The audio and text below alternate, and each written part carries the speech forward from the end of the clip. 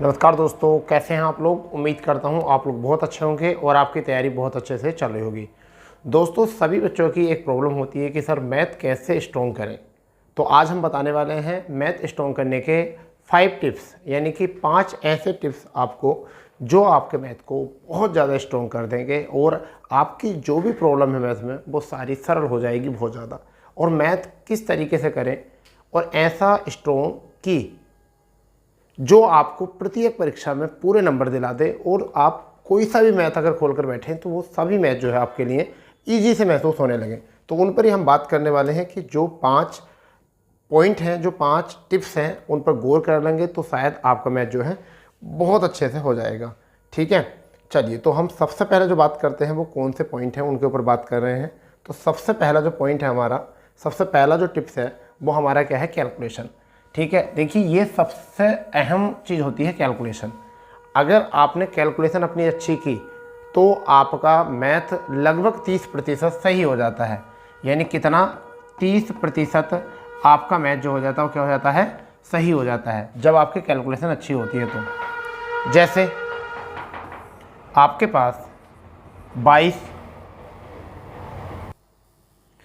30% math हो जाता है। जैसे कि अगर हम बात करें कि आपको 22 और 28 की गुणा करनी है तो आप इसे किस तरीके से करेंगे। तो आप मान लीजिए एक तो वो कैंडिडेट है जो इसका जो है आपको कैलकुलेशन करेगा, दूरी गुणा करेगा, या 22 का पहाड़ा 28 का पहाड़ा इस तरीके से पड़ेगा।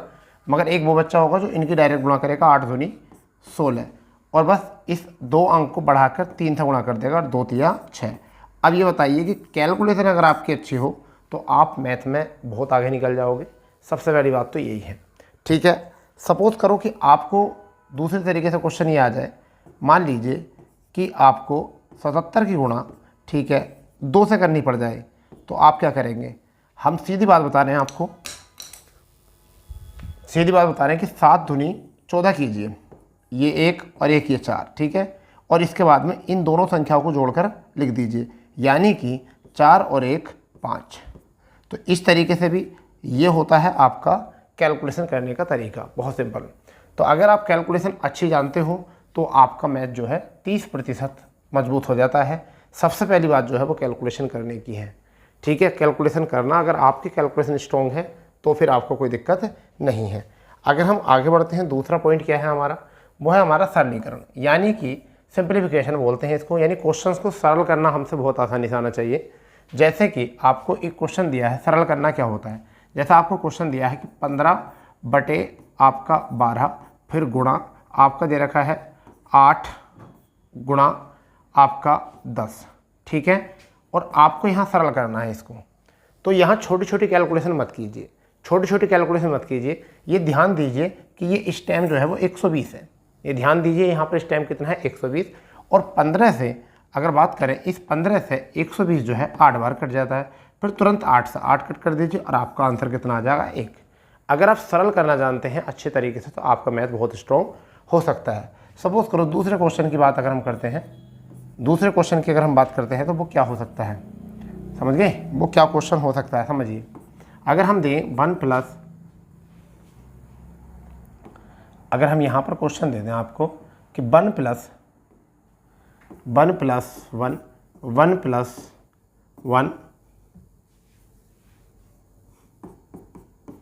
फिर 1+1, फिर यहाँ 1+ और 1/4, अगर हम ये दे दें क्वेश्चन तो फिर एक कैंडिडेट तो ये वो करेगा कि इसको जो है सोल्व करना पड़ेगा, टोटल क्या करेगा, सोल्व करेगा। और एक कैंडिडेट वो होगा जो सरल अच्छे से करना जानता होगा, इस 1 को लिखेगा, ठीक है, इस 4 को लिखेगा 4, इस 4 की गुणा जो है किससे, 1 से कराएगा, पीछे वाली संख्या जोड़ देगा तो क्या आ जाएगा, 4 और 1 5। फिर डायरेक्ट इससे 1 से गुणा करेगा तो इस वाली संख्या को इसमें जोड़ देगा 9। फिर आपकी इस 1 से गुणा करेगा तो इस पीछे वाली संख्या को जोड़ देगा, कितना हो जाएगा, 14। फिर इस 14 की गुणा करेगा 1 से तो फिर पीछे वाली संख्या जोड़ देगा, इसमें 9। तो 14 और 9 आपका हो गया 23, और डायरेक्ट इसको लिख देगा 23/14। तो ये भी आपको आना चाहिए सरल करना। अब एक तो क्वेश्चन ये था कि इसे सोल्व करना पड़ेगा, और एक क्वेश्चन है कि आपको सरल करना पड़ेगा आसानी से, ट्रिक से। तो अगर ये चीज़ें आपकी मजबूत हैं तो कहीं ना कहीं आपकी लगभग 10 से 15% मैच जो है यहाँ भी आपका स्ट्रॉन्ग हो जाता है। ठीक है, ये भी चीज़ आपको पता होनी चाहिए। तीसरी चीज़ जो होती है, तीसरी बहुत अहम चीज़ जो होती है वो होती है रेशियो। वो क्या होता है आपका, वो होता है रेशियो, यानी कि अनुपात। आपको रेशियो बनाना बहुत ज़रूरी आना चाहिए। जैसे कि आपको कहीं पर दिया गया है कि 25, ठीक है, 35 और 75, तो आपको इसको जो है ना छोटी संख्या में कन्वर्ट करना चाहिए। जैसे 5 पंजे 25, 5 सत्ते 35 और 5 से 15 पंजे 75। एक रेशियो तो ये होता है आपका, इस तरीके से संख्या बना लीजिए। एक तो ये होता है, आपसे ये चीज़ आनी चाहिए। दूसरी, आपका परसेंटेज का रेशियो बनाना आना चाहिए, यानी किसका आना चाहिए, प्रतिशत का रेशियो बनाना आना चाहिए। जैसे आपको बोला गया है, ऐसा मान के चलिए कि आपको बोल दिया गया है कि 33 से ही 1/3% को, तो आपको पता होना चाहिए कि 1/3 का मान होता है, 1/3 का मान ये होता है। अगर कहीं बोला जाए कि 12 से ही 1/2 ये कितने का होता है, तो आपको पता होना चाहिए कि ये 1/8 का मान होता है, ठीक है। अगर आपको बोल दिया जाए 6 से ही 2/3, ठीक है, तो आपको पता होना चाहिए ये कितने का मान होता है, 1/15 का मान होता है। तो जब तक आपको ये रेशियो भी पता नहीं होंगे, जब तक आपको बड़ी दिक्कत आएगी, ठीक है। तो ये भी चीज़ आपकी जो है होनी चाहिए, ठीक है। तो अभी तक जो हमने बात करी है हम एक बार और रिकॉल कर लेते हैं, ठीक है। सबसे पहली बात आनी चाहिए, आपकी कैलकुलेशन स्ट्रॉन्ग होनी चाहिए। कैलकुलेशन आपकी स्ट्रॉन्ग होनी चाहिए, किस तरीके से ये आपकी कैलकुलेशन है, ठीक है। या मान लीजिए आपको मान लीजिए 32 और 54 की गुणा करनी हो एक साथ, तो हम क्या करेंगे, पहले इसकी गुणा करेंगे, 4 दूनी 8, और फिर क्या करेंगे, इनकी आपस में गुणा करेंगे, इनकी क्या करेंगे, आपस में गुणा करेंगे। समझिए, देखिए, इनकी आपस में गुणा करेंगे, जोड़ देंगे। 4 × 12, 5 दूनी 10, 12 और 10 22, 22 का आपका कितना हो जाएगा, यहाँ पर 22 का आ जाएगा 2, ठीक है। कैरी कितना आया, 2। अब फिर आपस में इनकी गुणा कर दीजिए, 5 × 15 और 2 आपका कितना आ जाएगा, 17। तो ये भी कैलकुलेशन का एक पार्ट होता है। तो पहली बात तो कैलकुलेशन मजबूत होनी चाहिए। दूसरी, सिंप्लीफिकेशन आपका मजबूत होना चाहिए। जब भी आपको क्वेश्चन आए सिंपल करने के लिए, उसे सरल करने के लिए आपका पास ऐसे कुछ तरीके होने चाहिए। फिर तीसरी बात जो है, आपका रेशियो बनाना चाहिए, वो आपका नॉर्मल संख्या का रेशियो हो या फिर आपका प्रतिशत का रेशियो हो, तब आपको रेशियो बनाना चाहिए। इसके बाद में एक सबसे बड़ी बात जो है वो है प्रैक्टिस, अभ्यास। समझ गए नहीं, ये लाइफ का एक ऐसा पार्ट है कि इसके सिवा जो है वो कुछ नहीं है, इसके सिवा जो है वो कुछ नहीं है। ये प्रैक्टिस सबसे ज़रूरी है। प्रैक्टिस का मतलब क्या है, जैसे आपका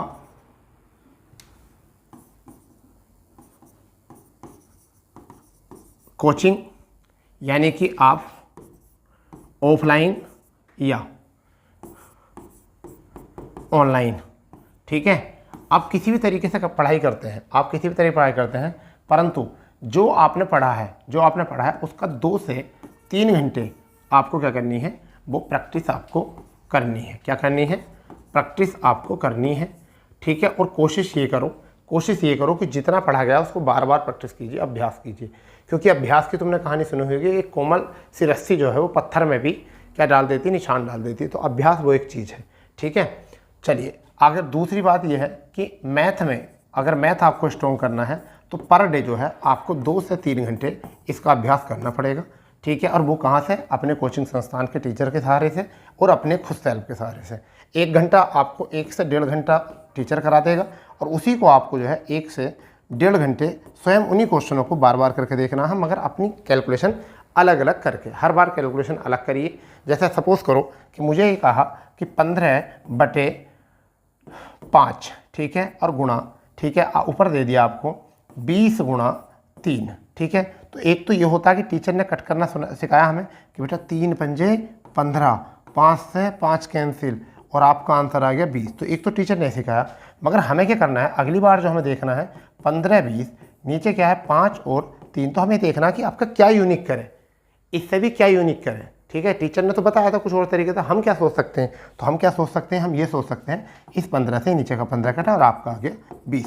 तो ये तरीका होता है कि ज़्यादा सोचने की कोशिश करो, जितना भी हो सके कोशिश करो ज़्यादा सीखने का, ठीक है। और एक जो आ रहा है ना सबसे इम्पोर्टेंट टॉपिक जो है, टिप्स जो है, वो आपका क्या है भाई, वो सबसे इम्पोर्टेंट टिप्स जो है वो है आपका क्या है, समर्पण, डेडिकेशन। ये जब तक लाइफ में ना हो, अगर लाइफ में अगर ये चीज़ ना हो, डेडिकेशन लाइफ में, अगर डेडिकेशन अगर लाइफ में डेडिकेशन अगर लाइफ में ना हो तो ये समझ लीजिए उसका सिलेक्शन बहुत मुश्किल है। सिलेक्शन भी मुश्किल है और मैथ में स्ट्रॉन्ग होना भी। डेडिकेशन का मतलब होता है समर्पण। समर्पण का मतलब होता है छोड़ना। ठीक है, समर्पण का मतलब क्या होता है, एक छोड़ना भी होता है। ठीक है, छोड़ना क्या क्या है, ठीक है, क्या छोड़ना है, दोस्ती छोड़नी है, क्या छोड़ना है, ठीक है, रिश्ते छोड़ने हैं, हर वो दोस्ती, हर वो रिश्ता जो आपका समय बर्बाद करता है, उस चीज़ को छोड़ दीजिए अगर आपको मैथ अच्छा करना है। तो पहली बात ये है, मैं आपको बताने वाला हूँ कि अगर किसी चीज़ को, ये लिखने वाली चीज़ें लिख लेना, किसी चीज़ को आप समय दोगे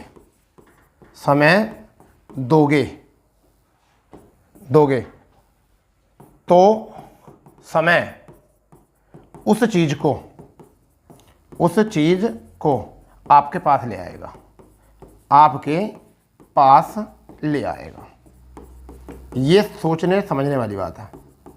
ठीक है भाई, ये बहुत समझने वाली बात है, ये बहुत इंपॉर्टेंट बात है। परंतु उसके लिए क्या है, डेडिकेशन, आपके अंदर त्याग हो। ये लगे आपको कि अरे भाई इससे अच्छा रिश्ता कभी मिलेगा नहीं, इससे अच्छा दोस्त कोई लाइफ में मिलेगा नहीं, इससे अच्छे कोई मतलब हमें यारी नहीं मिलेगी, इससे अच्छी हमारी कोई रिश्ता ही नहीं होगी। तो बेटा, चलती का नाम गाड़ी होता है। आज आपके अगर जॉब आपके पास है तो आपके पास दोस्त बहुत हैं। ठीक है, आपके पास दोस्त बहुत हैं, आपके पास रिश्ते बहुत हैं। ठीक है, आपके पास रिश्ते बहुत हैं, दोस्त भी बहुत हैं। भाई साहब, अगर एक बार नंबर भी आ जाए ना, तो गांव में कभी तुम्हारे साथ वो गिल्ली डंडा भी खेला हो ना कोई कैंडिडेट, एक बार भी गिल्ली डंडा खेला हो तो भीड़ से समझ ले, दूर से बताया था, ओ भाई ये तो मेरे साथ खेले करता था। ठीक है, मेरे बचपन का दोस्त है। तो ये होता है कामयाब आदमी का। और जब आप बिल्कुल कामयाब नहीं होते ना, तो आप कहें कितने भी उसके लंगोटिया यार थे, आप उससे मिलने के लिए जाओगे ना तो कह देगा भाई मैं तो इसको जानता ही नहीं। ठीक है, गांव का भी नहीं बताता, ये कहता मेरे गांव के पास में एक गांव है, वहाँ रहता है। समझ गए? तो ये चीज़ होती है। तो आपको अगर ये तो आगे सकते, समर्पण ज़रूरी है। समर्पण किस किस चीज़ का करना चाहिए मैथ में?